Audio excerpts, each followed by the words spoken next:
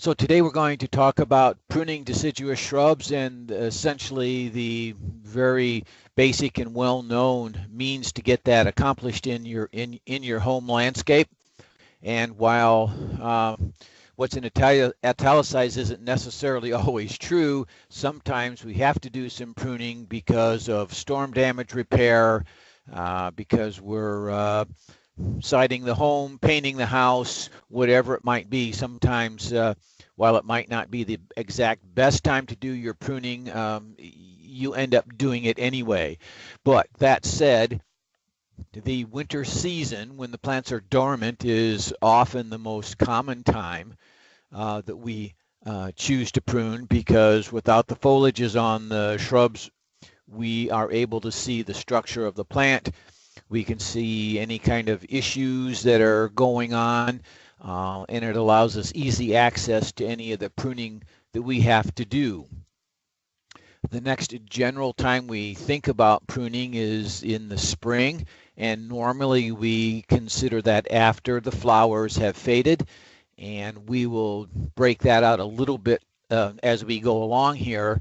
But if you prune, essentially, if you prune too early, you may be removing flowers that are ready to bloom for us, and we just prune them off before they have the opportunity to give us that beautiful bloom show and any fragrance that's there. So in the spring, we typically suggest after the flowers have faded. There's another time we can prune, and this is in the summertime, and this is really directed for the most part towards hedges.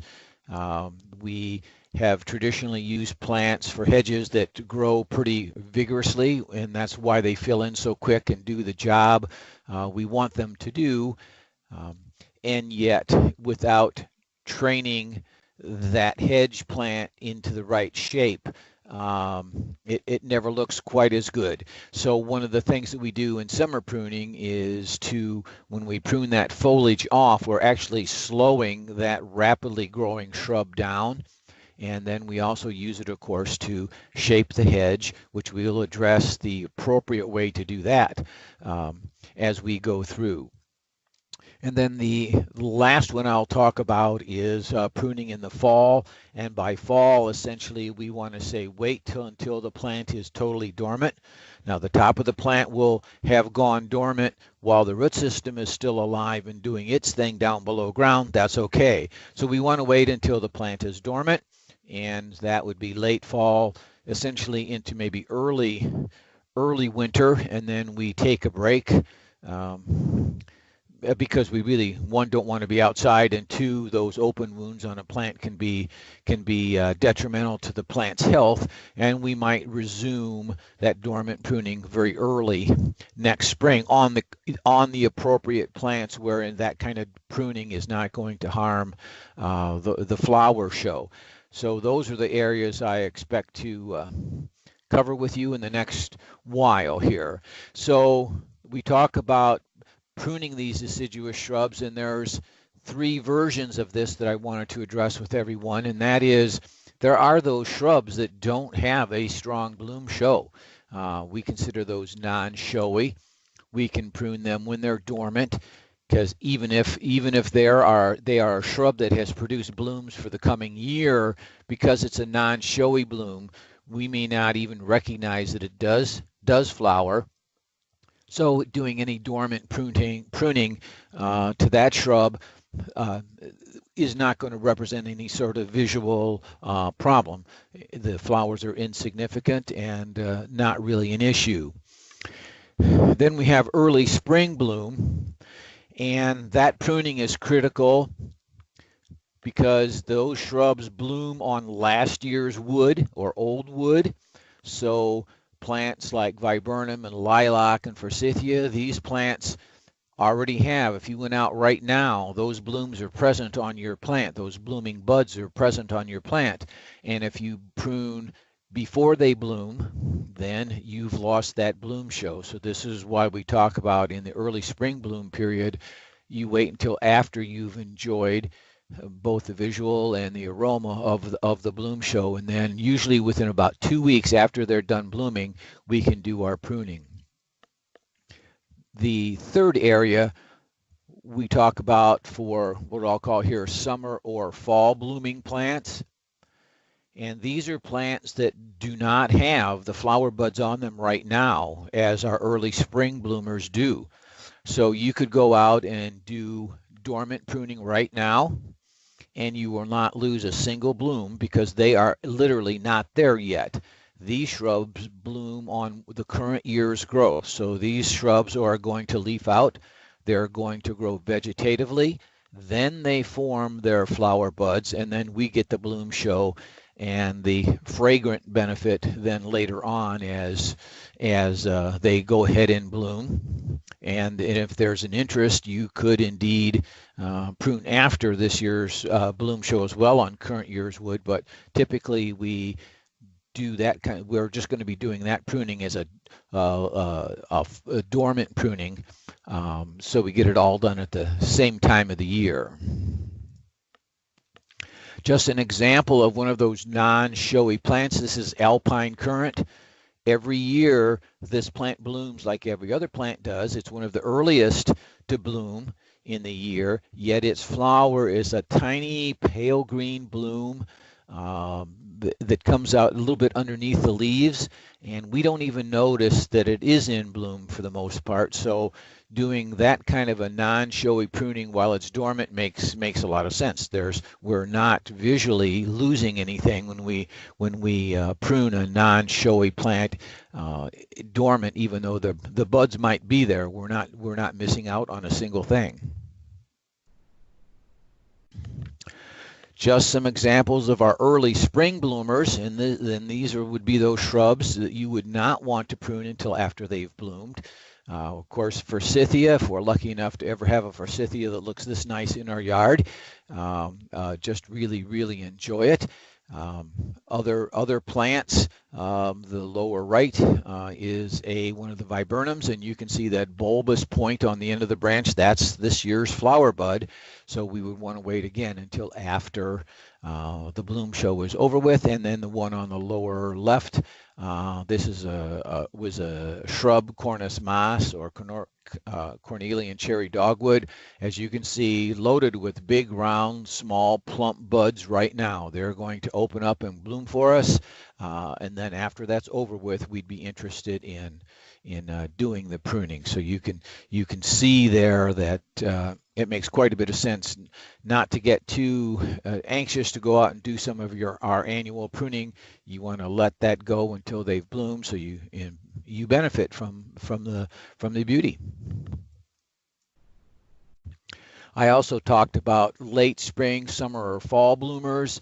And here we've just got a couple pictures. This is one of the viburnums, the only viburnum that pretty much is an annual growth bloomer. This is Viburnum dentatum, or dentatum viburnum. You can see all that you see in the pictures there are leaf buds. You don't see any flower buds. This as a flowering shrub will show up much later in the spring into early summer before you get the enjoyment of that bloom. So these are just some quick examples here for you of that variety, those three different versions. So before we get into the actual pruning of these plants, I wanted to address for a couple moments with the kind of tools you are going to use to do this. And it's a pretty direct correlation that if your pruning tools are not adequate, are dull, don't work very well, that's the biggest difference between enjoying what you're about to do and it having turned into a chore that you address it with. Do I have to really? Because you know it's going to take longer. You'll have sore hands. You might get blisters. You realize quickly that the tools that you're using could need some help. So that's the 4 bullet points I have there. If you're going to buy a tool, make sure it can be sharpened so that as you use it and it wears, you can return it to its former state in terms of sharp blades. Another alternative is buy pruners that have replacement parts, so that as that one part does wear out and fail and say can't be sharpened any longer, you have the option of slipping in a brand new cutting head, for example. So that's something to think about. The last two here is all about longevity. When you're through, do you have a holster it goes into? Does it have a case? Does a pruning saw have a pruning guard that you can snap on the blade to keep the sharp edges from being dulled? So this is an important area. It keeps the pruners or the saws sharper. It can keep them a little cleaner.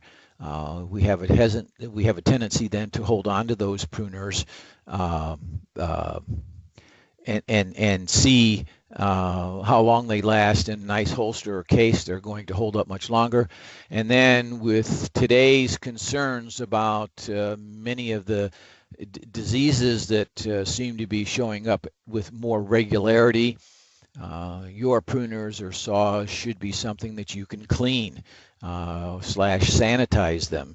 Do something to prevent us as the pruner from spreading a disease throughout our several shrubs just because one of them is in trouble. So it's important to think about those 4 considerations as we move forward. So one of the better type pruners that we can get a hold of here are hand pruners, in the sense that the majority of our work will be done with those.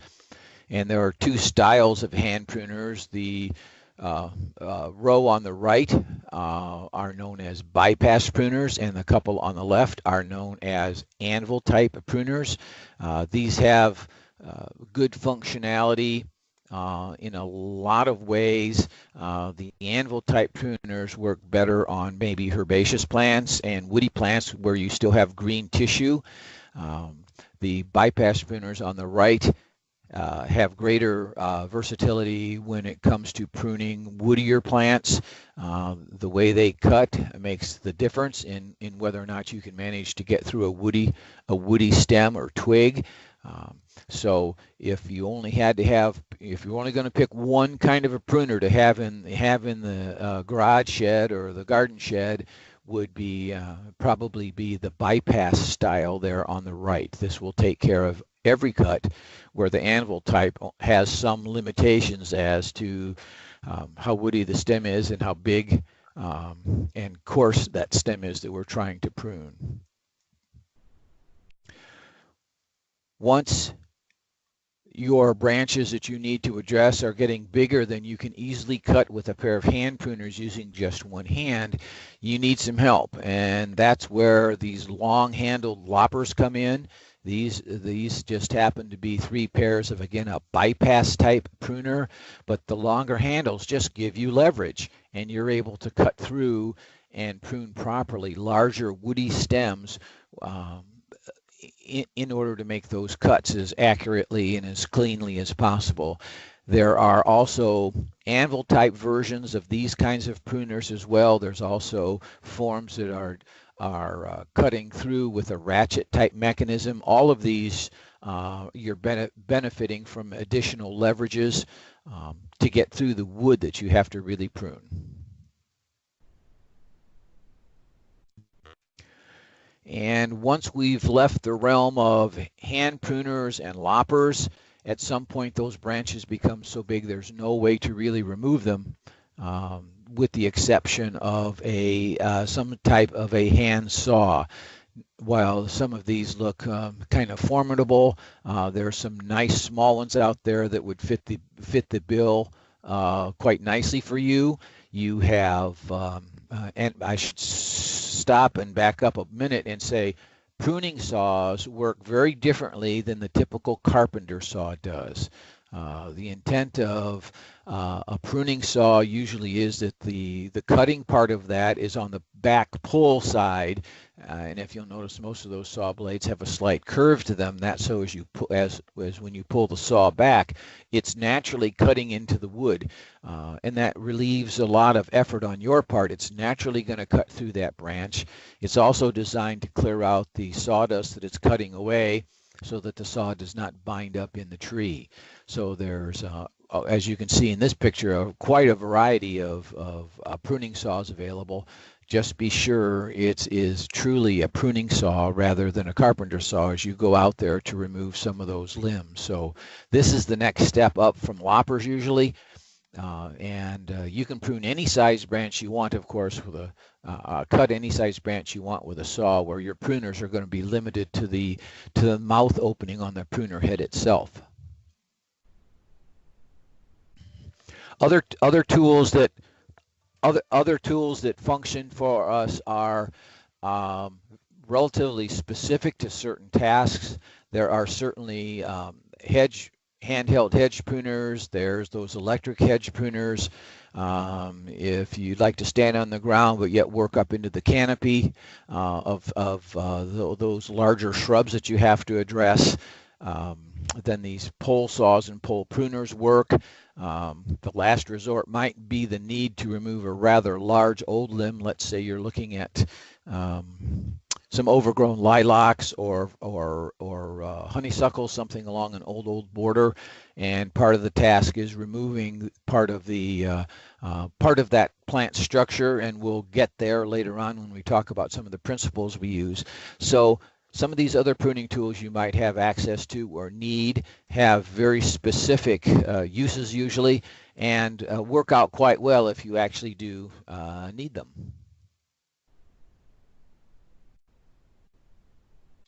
One of the concerns that a lot of people have is really, how do I make the cuts? What is the right way to do this?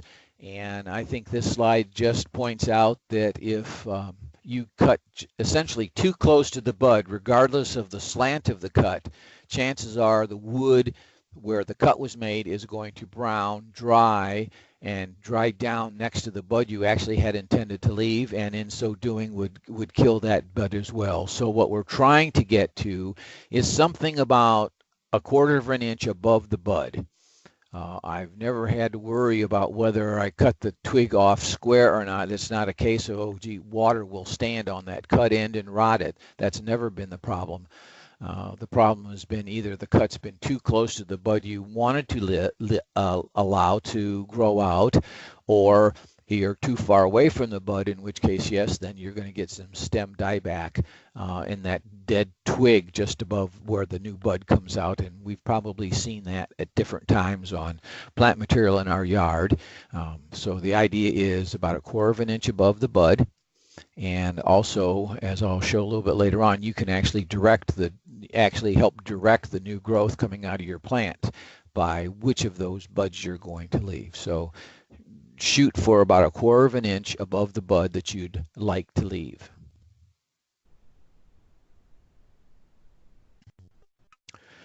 To address another challenge that we all see very frequently out in the landscape, and perhaps even in our home landscape, is that our goal is to make some cuts, do some pruning, and yet still have the plant retain its natural shape and its natural flowering habit for us.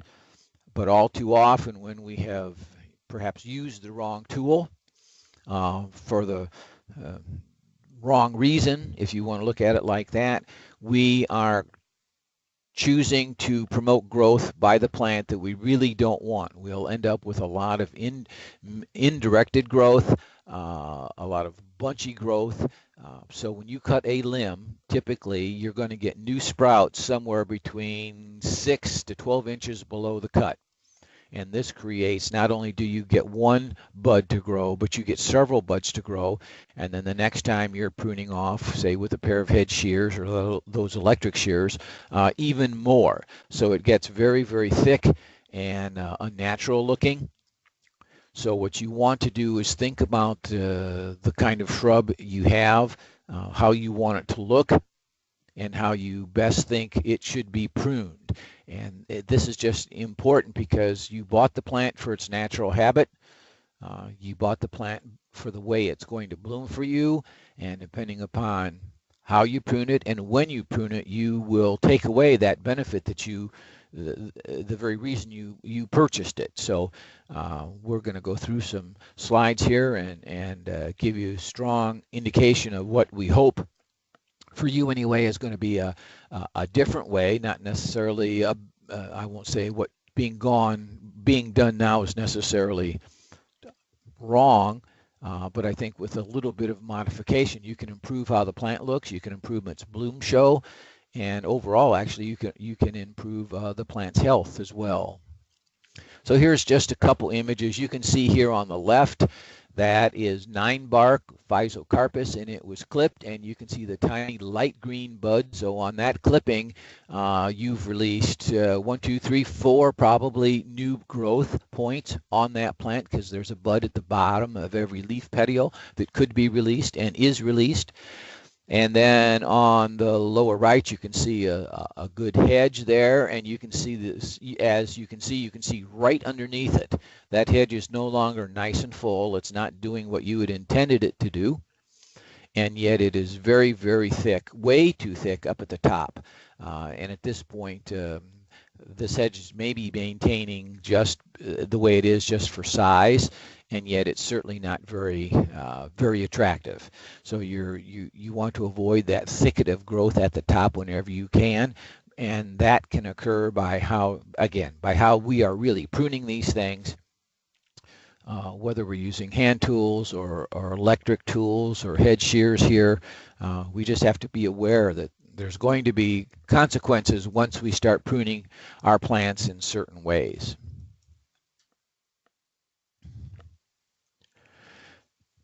So there are essentially 3 pruning techniques and 1 combination technique that we can use when we talk about pruning our flowering shrubs. Remember, we need to prune them at the right time to benefit from the flower and any fragrance they might give out. We want to prune in such a way that we are recovering or renewing our plants in the best way possible, so that they always look nice and fresh and full. So the methods we use, one's called rejuvenation, and this works very well. Depends upon the plant species and recognizing how your plants are growing, and that's an easy way to do it in a very short amount of time. The other method there is called renewal pruning, and this is where you have a plant that you can't really, it has to stay there in its bulk and its density, and yet you know it needs to be pruned. It's critical to the home landscape. It's the shrub maybe that's covering up the utility box in the back of the corner of the home, and you really don't want to look at that, and yet you really don't want to start all over. So the renewal method is one of those that works quite well. Renewal method will work on some of our older shrubs, as well as our newer shrubs if we start at it promptly once it needs to be pruned. The heading back method usually helps us recover a plant's shape.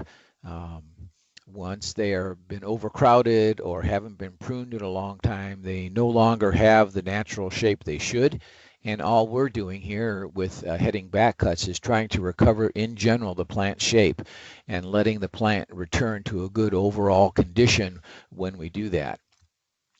And the last little bit there is called renewal and heading back. These we use together in combination, because once we've done some renewal pruning, we may have to additionally go back and deal with the canopy of the tree or shrub in general here, with heading back cuts, and that will be explained a little bit later. So we use the renewal and the heading back cut combination to really recover a shrub perhaps that's really been overgrown for some time, and yet we want to capture its natural shape again and let it return to its natural beauty.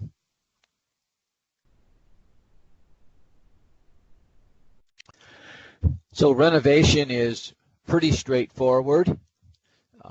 It doesn't take a lot of hard looking or concern about what's going to happen here, because you're really renovating the plant right from scratch.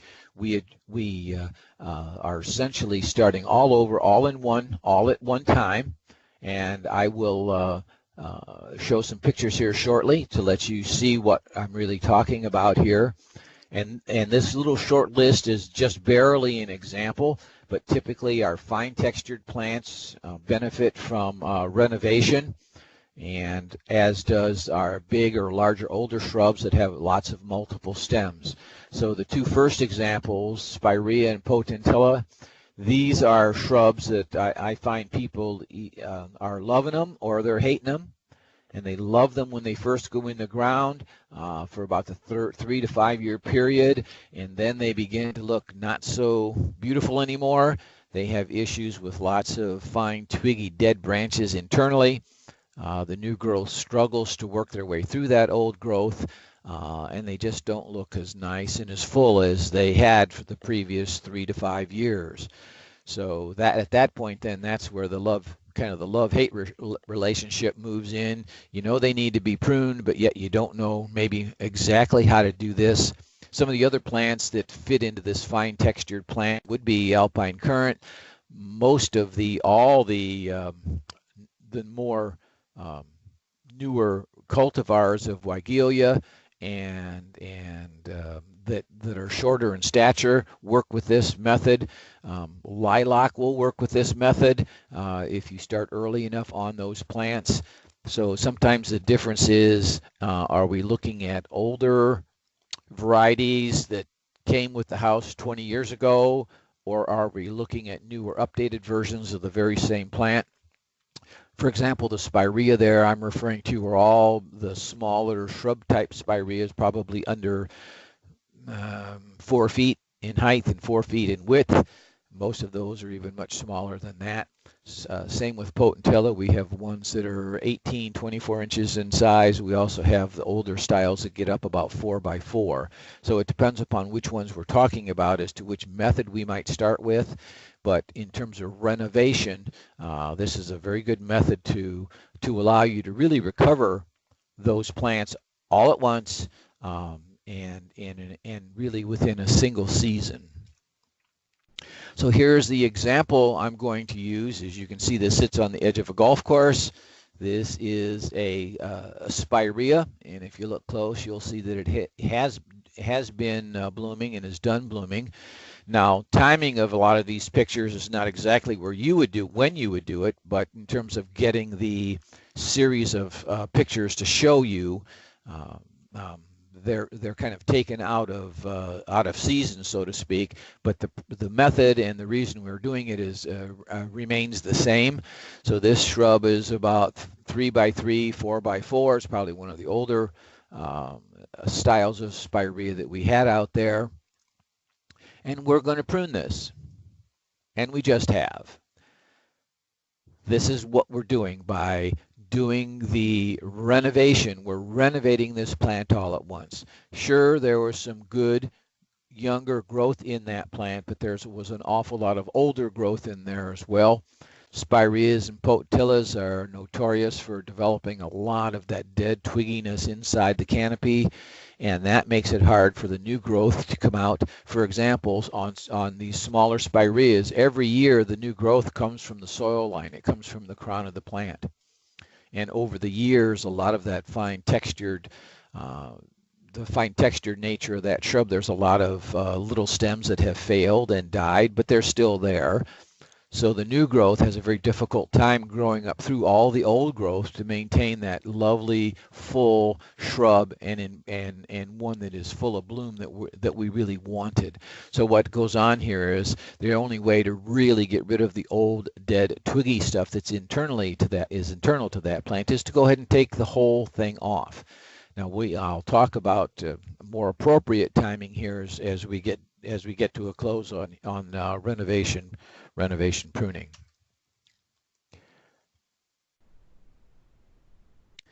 So here is the job's done, and you can tell this is a photograph that came out of the archives. So you can look at this and see this picture is either historical or perhaps hysterical. That's your call. But the point I would like to point out is here you want to notice that stake it was placed where that pruning had occurred, and this is a stake for reference for you as you go through the next few slides. So this is the very same plant that has returned to growth yet that same summer after it had been pruned down. This works. This whole renovation method works because you take an older, larger, mature plant, you remove the top totally, but what you leave in the ground is that very big, extensive root system chocked full of resources. So that plant is able to bring up new shoots at the crown and regrow yet that season because of all the food that had been in that root system. So this is what that shrub looks like yet that same summer, and this is what that shrub looks like that same that first winter it just went through. So this could be early the following spring. This could be late in the season, the fall before. But you can see how well it's recovered. You can see that there's new, fine textured twigs in there the way it was supposed to be. This is the way it looked when you bought it, young and full of good growth. So this is what we're trying to get back to, and we've done so very effectively because we have removed out all that growth from before. So this is, I hope, somewhat remarkable here, but there's that plant in bloom the next year, and you notice where the stake is. It's as high as that stake. So these plants, when you do your renovation, it's not uncommon that these plants will grow 2/3, 3/4, or more back from the height they were before you did your pruning. So here the shrub is in bloom the following year, probably doubled in size from that previous photograph, and now it's in bloom. So this practice is called rejuvenation. Now getting back to an appropriate timing for this, although this works, and let's say that you had this shrub and the delivery truck backed over it at the edge of your driveway, well, you would go out in the middle of the summer, cut it all down, and you would have the same result as you've seen here in the pictures. More appropriately, you can do this in the fall after the plant has gone dormant. There's literally nothing there all winter long. Or you could go out there, and depending where you are in the state right now, you would be able to go out and cut this down to the ground right now while it's still dormant. Those in the far south, you may already be into the tinges of spring already, and so this may not be accomplishable this spring yet for you down south, but pretty much everybody else in the state, we fall into that. It's still dormant category, and it's easy, as I said, and the practice is easy to do. There is no decision making. Do I cut it? Do I leave it? How much do I leave? It comes off at the ground, leaving maybe 1/2 to 3/4 inch stems exposed, and that's all you need to do. So this method again called renovation, very effective, as I pointed out, on fine textured plants. I have seen this practice work on much larger shrubs as well. So it's a technique that can be used by any of us, and as I said, it's relatively straightforward and easier to do.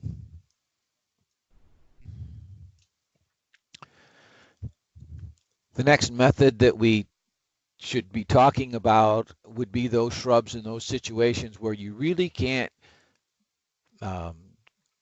or you don't have the choice, you would rather not remove the whole plant all at once in the renovation method.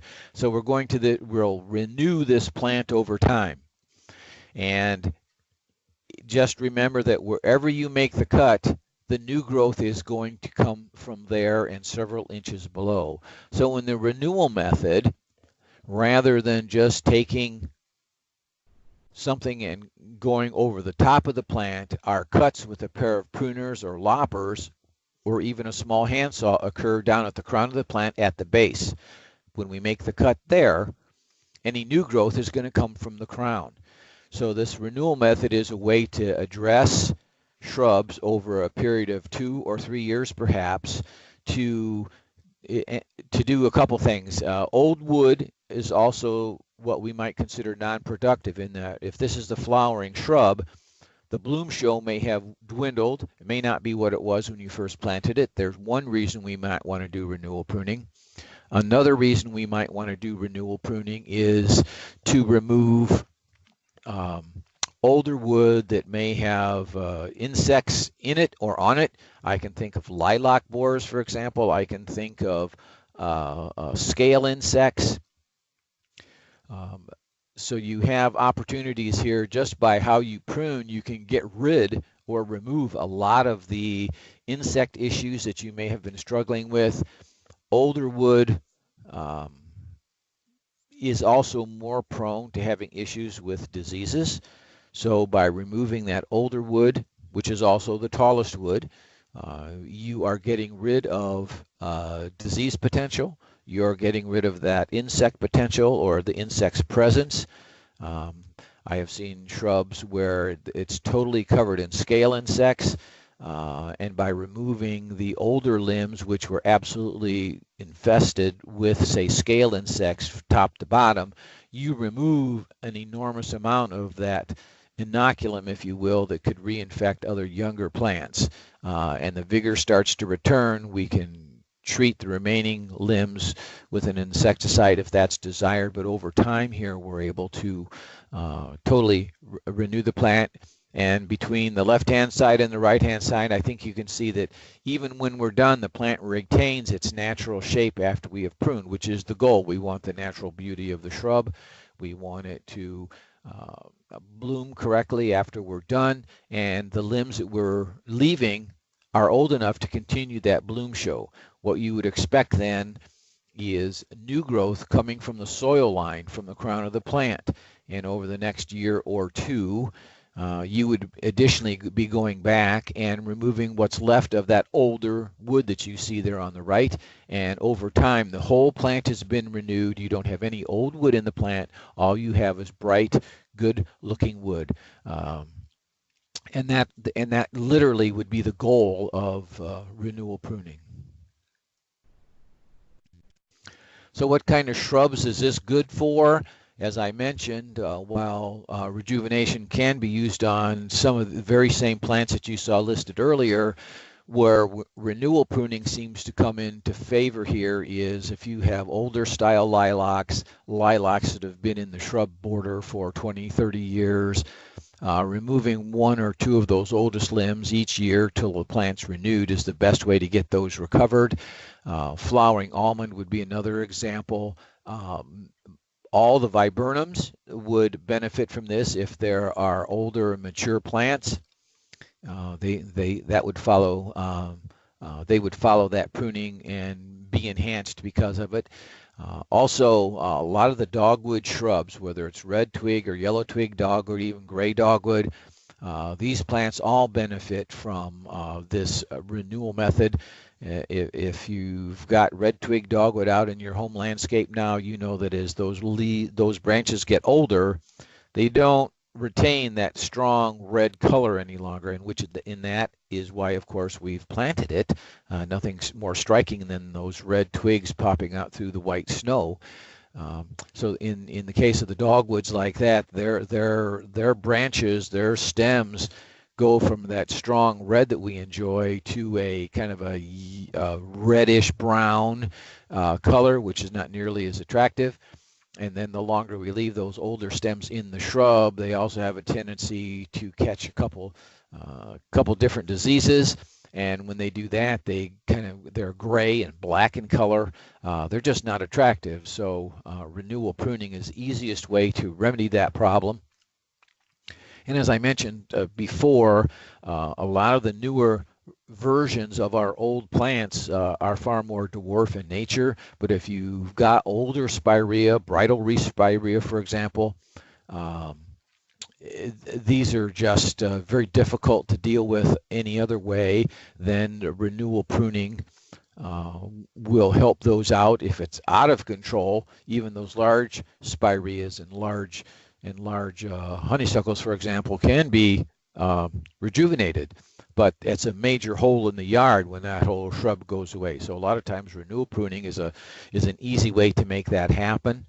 One of the side benefits or an additional benefit from using renewal pruning, because you are pruning out usually the oldest limbs, you're also pruning out the tallest limbs.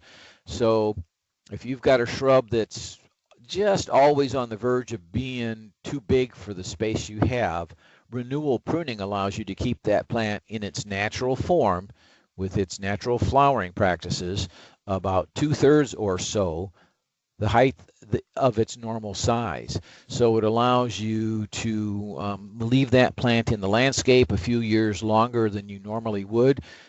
As it would get too big, you'd have to update that plant and get it out of there and plant something else. This is a way to maintain that same plant for a longer period of time and still have it look as you expect it to. You're not worried about just doing size control now because you don't have to. You have a pruning practice that allows you to keep the plant looking as it should, just a smaller version of its normal size.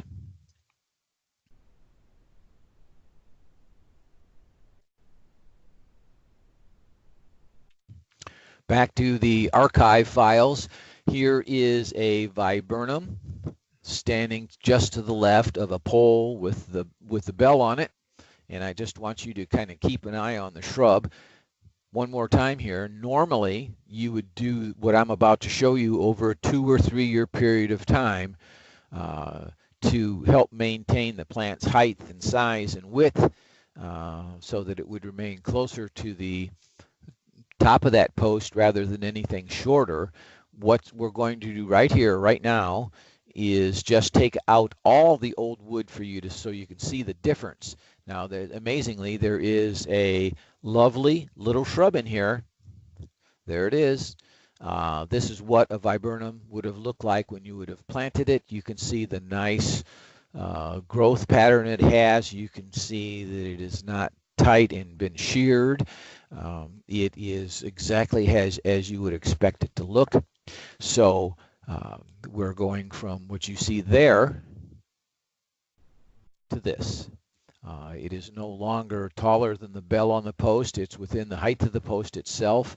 And this is what we would expect with renewal pruning over a period of 2 or 3 years. You're returning that plant to a former state. This shrub is going to continue to produce flower buds and bloom for us very nicely. Viburnums have a great I guess I'll use the word habit here, in that a viburnum will put a flower on the end of every branch on the shrub. So the bloom, as the bloom show returns, it's down at eye level, not up at the top, and you would enjoy it for many more seasons, having renewal pruned it. And I think that's the expectation here when we do renewal pruning. You're not ready to give up on the plant, and yet it's too big. What can we do? So renewal pruning ought to be considered as something we can do to our shrubs to, again, maintain size, blooming, health, those kinds of things.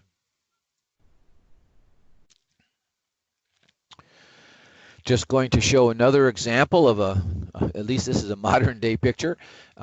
This is, of course, red twig dogwood, and within that picture you can see darker color branches.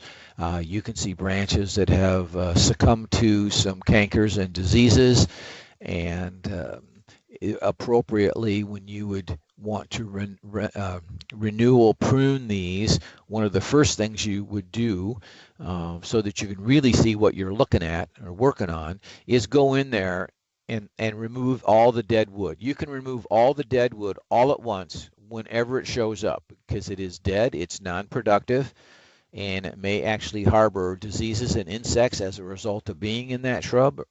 So what you want to do is get rid of the dead wood first, and that's the case with any of the shrubs I've been talking about for renewal pruning. Get the dead wood out of there first, then take a step back and see what's left, and you can see there are some larger reddish brown and reddish stems in that canopy. Those would be the first to come out. Again, you're removing the oldest, also the tallest, and then you'd look around and see what you have left to know whether or not you're going to take out any more. And this next picture is a planting of red twig dogwood that has been properly maintained over a period of seasons. There is no big heavy red stems in there, nothing red orange. All the dead wood has consistently been removed every year that it has showed up. And so you've got smaller stems, brighter red stems, much more if you will, twiggy looking, as you would expect, and then just imagine this planting just popping out of a white bank of snow, quite remarkable, quite colorful. So you would, again, just easy examples here, but this is the red twig dogwood, and if you would, kind of before and after. So this is your goal. They haven't gone in and done any sort of work on the top of that. They haven't taken any shears or electric shears and just mowed off the top to maintain the plants. All they've done is taken out the larger, older branches, and that's what we're talking about doing. So the dead wood first, then address those larger, older pieces, and that's really the strong beginning of renewal pruning.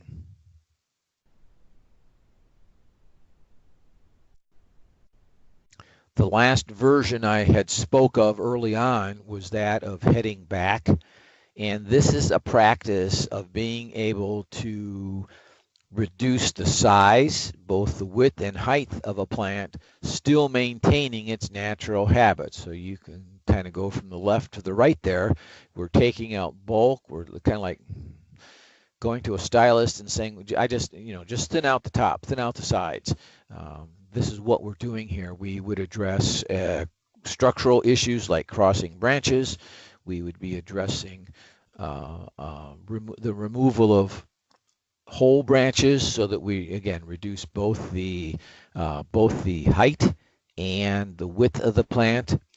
This allows the plant, and we're cutting this in such a way that we're not going to create any new unwanted misdirected growth. We're not going to create a witch's broom effect.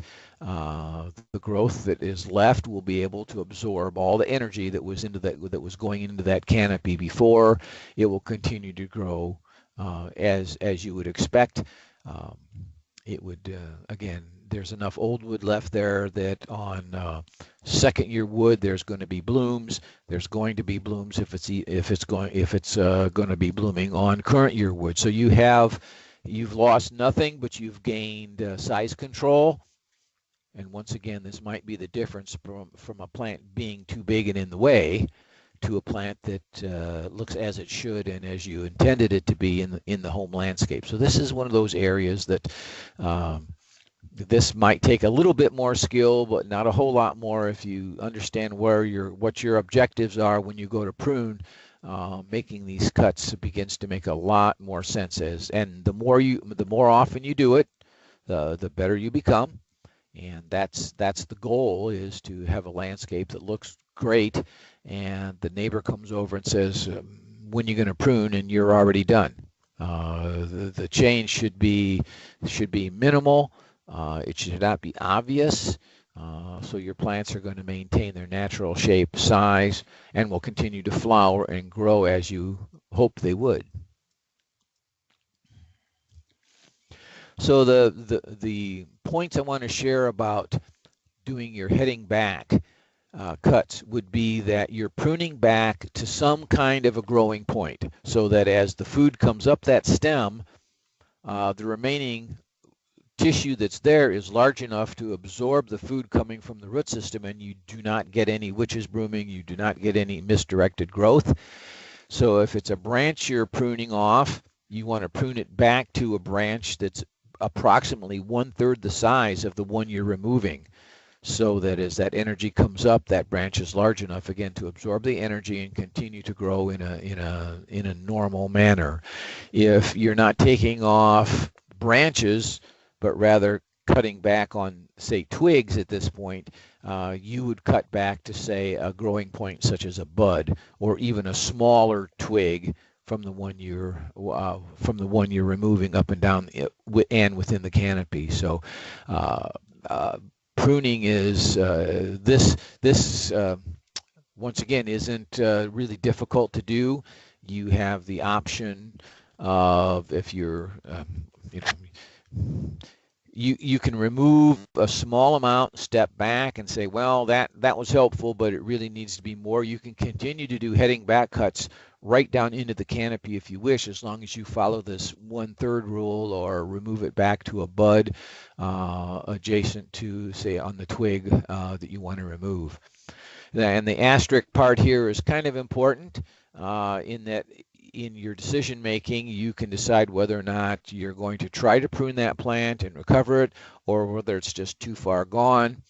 But typically, the longer it has been since your shrub has been pruned, the more heading back cuts you can make, and a much smaller plant would be the result.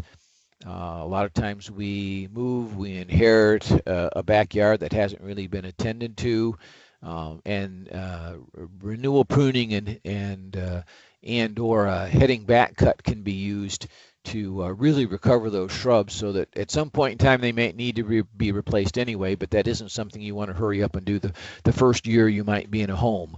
So this allows you to maintain those plants and recover those plants in a way that gives you a little more useful life out of them.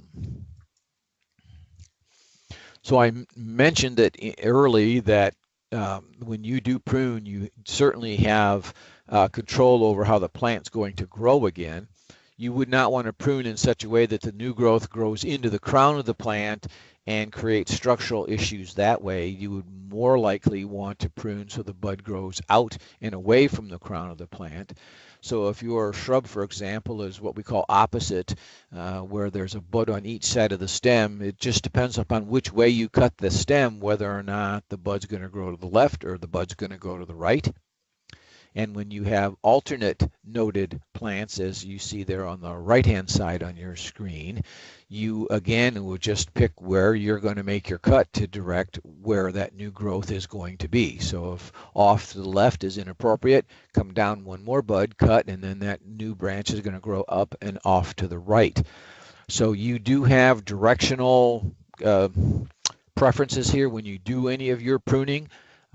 And this is so easy to do when you have hand pruners, because you're literally there up close. You can see what's going on, and making those directional cuts becomes easy and becomes very quick once you kind of get into the rhythm of what you're doing. So as I mentioned, heading back cuts, you have opportunities to really recover your plants the way you want them to look down the road. They might look a little thin when you're done.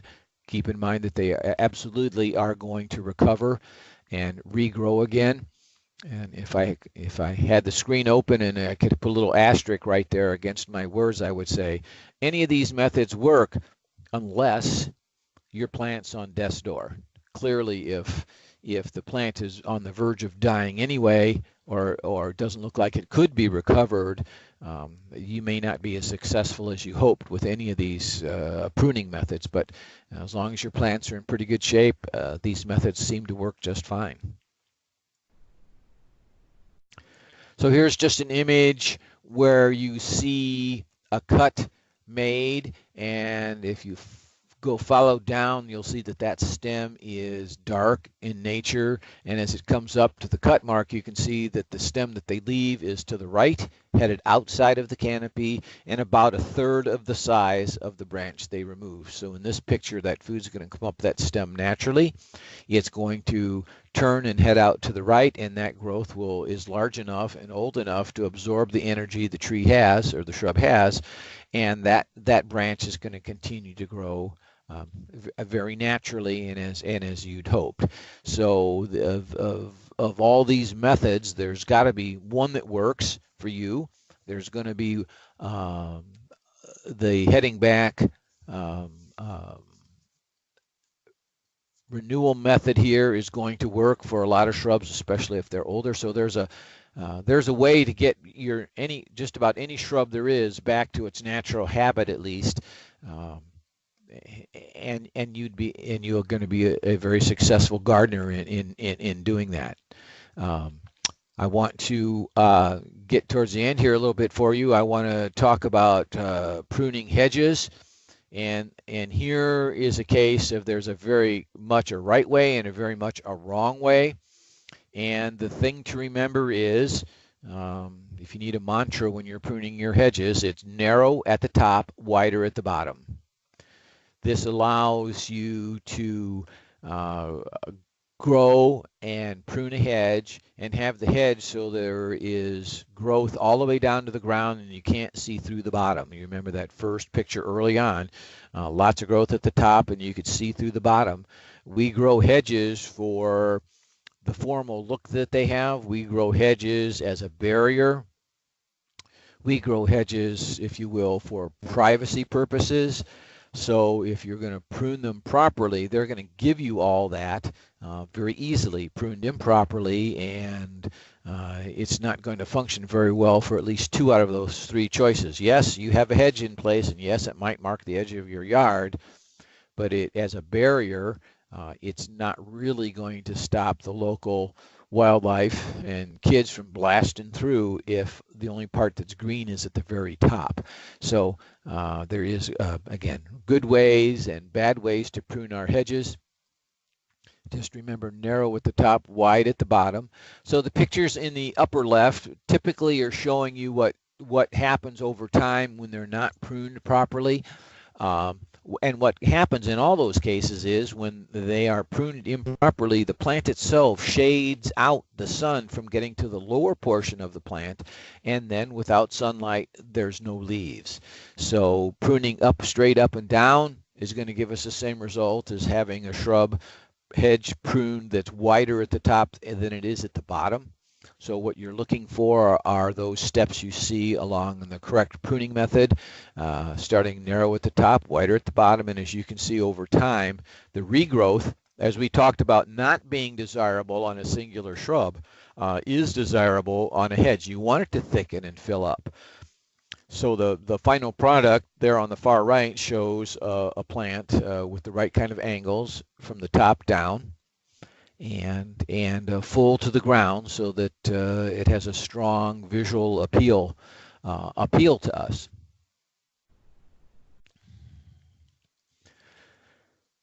So when we talk about pruning, if we are fortunate enough to either have planted the shrubs on our own as new plantings or gotten to a location or a home that's had a planting updated for us before we move in, we can typically start to prune any plant with the renewal method so that we never have to do the renovation.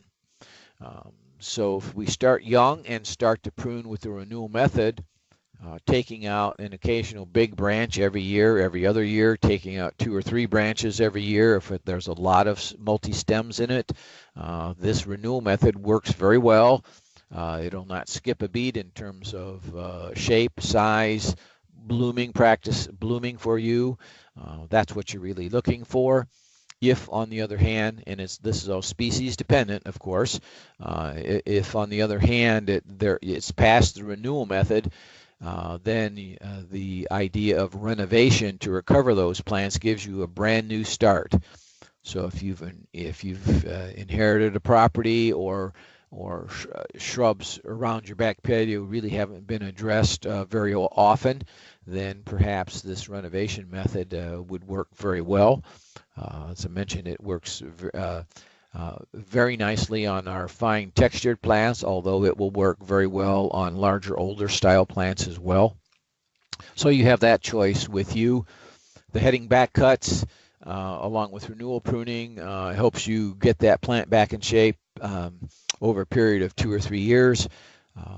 And lastly, as I mentioned already, you can prune out that dead wood at any time. There's no good period, there's no bad period to remove it. As I mentioned, it's non-productive to the plant, so get it out of there as you find it out in the shrubbery, and that's the best way to, I think, begin to rein in your shrubs at some point in time, is to start in with a singular practice. You can start renewal method, by the way, and if it comes to that, you can always go to renovation, but you can't back up.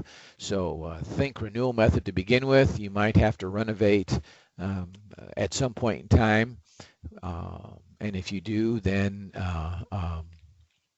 you've got choices to pick from, and you can figure out the best way. You can figure out the best way you need to prune for your plants based on age, species, etc. So it's an easy way to get some pruning done for you. Well, this is my contact information. Just shout out on the email there if you'd like to.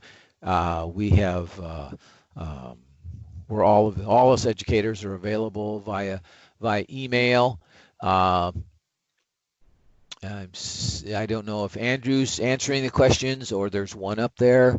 What I'm reading here from Jen, it says, after we have planted shrubs, should they be pruned yearly once they are established?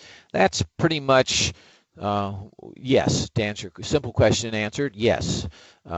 We get concerned the first year or two of shrubs in the ground, it isn't going to grow very much, so we're more focused on appropriate watering to get it established well.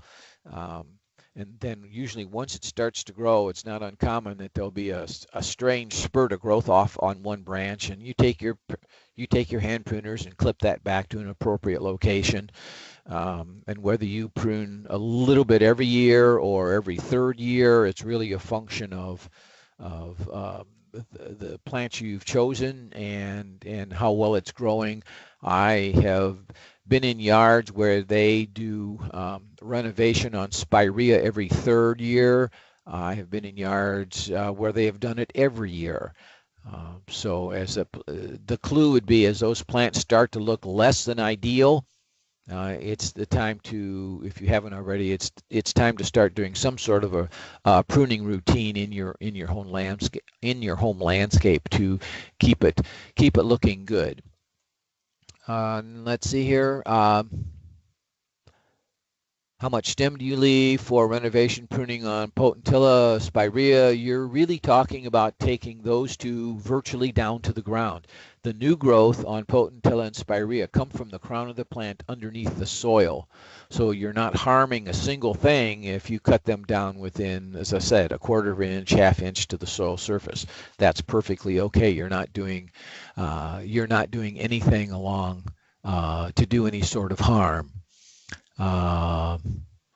Another question here is, could you review hydrangea pruning, especially oak leaf hydrangea? Also, what about trimming clematis? Okay, hydrangeas, there's several different versions of hydrangea, and you really need to know which one you've got to be successful. The macrophylla types bloom on current year wood, and you need to be able to really, I'll use the word push, new growth every year so that you have them blooming multiple times during the season. The paniculata types,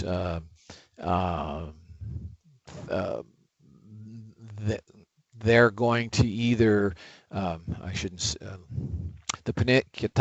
paniculata types are going to have some woody tissue there, and you're pruning them more as maybe as a shrub.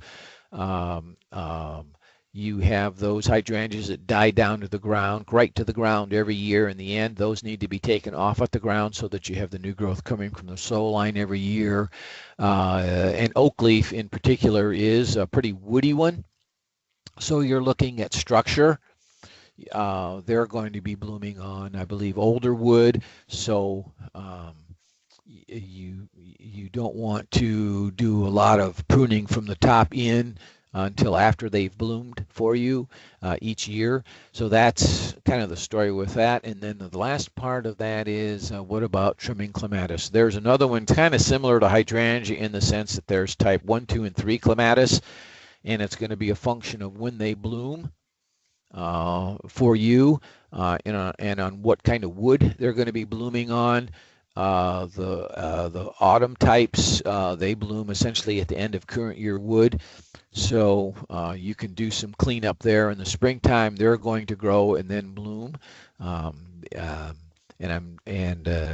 As with all things horticulture here, every once in a while you got to say, I don't know, I'll look it up, and I'm not so sure on some of the other types 1 and 2, the better times it's to prune. It's a matter of how they regenerate themselves on whether or not they're going to be blooming on current year wood or older wood as to how you would improve them with pruning.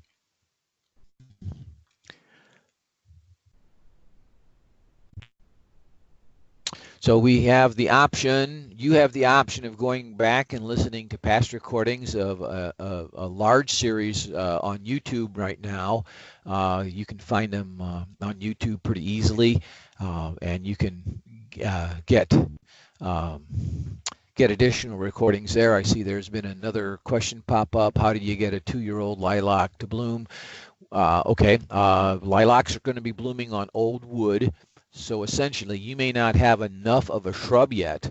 It's still, on a 2-year-old shrub, it's still trying to establish itself in the soil. You don't have the strongest root system there yet. And it won't start to bloom until there's enough 2-year-old wood on there and enough vigor in the shrub before it goes ahead and sets up the plant. When you have a newer plant, the energies are going to be directed towards establishing the root system for a long-term sustainability in the soil. And once that root system really finally kicks in, and that's going to be 2 to 3 years for a shrub typically, then you will begin to see some bloom show, and every year after that, that bloom show just gets stronger and stronger and stronger. So I don't imagine your plant is of enough substantial size, especially on the root system side, to really be blooming yet. Be patient, and I think it's really gonna come along. There's a question there, is rejuvenation the same as what you're referring to as renewal pruning? Rejuvenation is all at once, where you cut it all the way down to the ground, and renewal pruning is leaving a portion of the plant there for bulk and density while you over time renew the growth. So no, they are not the same. They are not the same thing in that sense. So maybe I'll pull this video back up here in a month or so and review that and make it so that's a little more clear. These methods that I spoke about are you're going to find them in all literature. This isn't something that it was created. These are very sound, basic pruning practices, and you will find them in lots and lots of literature. So if my images weren't clear in terms of what you're going to do or how you're going to do it, there's going to be lots of other sources. And I'm seeing one more here, mock orange, no flowers after 3 years. The plants are going to bloom when they're ready. They're going to be thinking vegetative growth. They're going to be thinking root system development, and not until those root systems establish and there's adequate foliage on the plant, that would be the vegetative buds, will they begin to put on flower buds. As the plant grows, the flowers get formed once there's enough foliage on the plant. So the foliage is your food factory.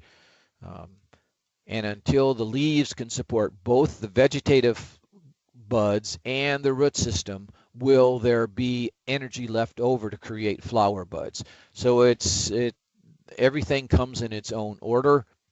Plants growing in the full sun are likely going to start to bloom sooner than plants in the semi-shade, and you may never see blooms on a full sun plant if it's in the shade. So these are just some of the factors that go into when they decide to bloom. Not unlike fruit trees. Fruit trees just don't decide to put on a set of apples or a set of fruits year 2 or year 3. It might be somewhere between 3 and 5 years before they put on flower buds. Our shrubs would be no different. It's a function of plant health, and again, those root systems and the leaves growing together well enough that there's energy left over to go ahead and create the flower buds for the coming year. So the question to follow up is rejuvenation the same as renovation? Yes, I probably use those terms interchangeably, yes. Renovation, rejuvenation, same versus renewal pruning. So yes, you're right.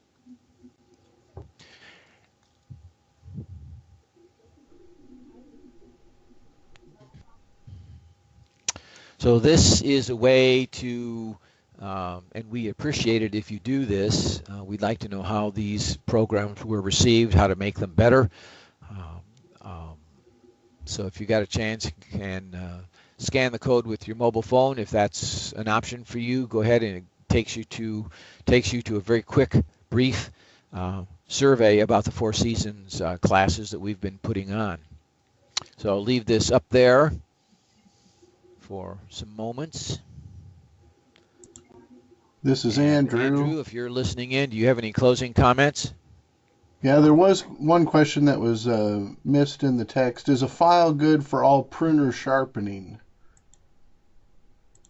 Okay, as I mentioned, my headphones aren't working properly here, so say it again, Andrew. Is a file good for all pruner sharpening? I believe it would depend on what kind of pruner and what kind of metal is involved in the head of that pruner on whether it could be sharpened with a file. So I can share with you that if you're talking about hand pruners, the anvil type pruners, because they are pressing against an anvil, as you can sharpen those as long as it still will end up touching the anvil, so that you can cleanly cut through the wood. Bypass pruners, they just usually and gently need to be touched up on the slant side of the pruning blade, so there's still adequate friction as the blade goes by the anvil to make a cut. Same with a lopper. Tree pruning saws need to be done professionally, because they not only sharpen each tooth, they also put what's called a set in the tooth, which allows it further effectiveness when you're cutting through the limb. It's important to keep the pruners clean. That will help a great deal. Sanitation could be as simple as some of the Sani wipes that we use around the kitchen and things like that, something that has a little bit of sanitizer in it, a little bit of alcohol in it, something like that. Alcohol by itself or in a large percentage has a tendency to take a nice shiny metal and turn it a dull gray, and if you're okay with that, you can use a 10% bleach and water solution. If you'd rather have your shears or pruners looking a little better in terms of appearance, then use one or the other, either a commercial sanitizer for pruning equipment, or as I say, with some of the wipes coming out of from underneath the kitchen sink.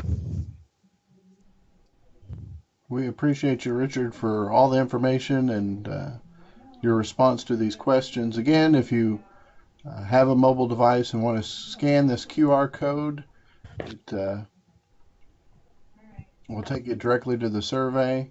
We appreciate your patience on us uploading the previous recordings to our YouTube channel. We have our succulents wreath session that Bruce Black taught. It is uploaded as of today and available there on our YouTube channel.